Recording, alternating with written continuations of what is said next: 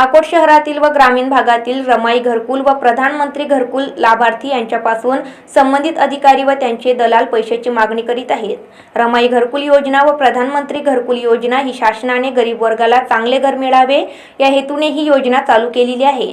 पण यामध्ये घरकुलापासून गरीब गरजू लाभार्थी वंचित राहत असून ज्यांचे पक्के घर आहे अशा लोकांची नावे घरकुल यादीत मंजूर आहेत।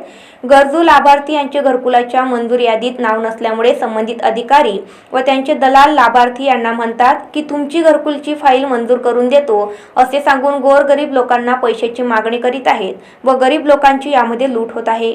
याकरिता या प्रकरणाची गांभीर्याने चौकशी करून संबंधित अधिकारी व त्याचे दलाल यांच्यावर कारवाई करण्यात यावी, अन्यथा भारिप बहुजन महासंघ अकोट तर्फे आपल्या कार्यालयासमोर आंदोलन करण्यात येईल असे लखन इंगळे उपाध्यक्ष भारिप बहुजन महासंघ अकोट यांनी संबंधित अधिकारी यांना इशारा दिला आहे।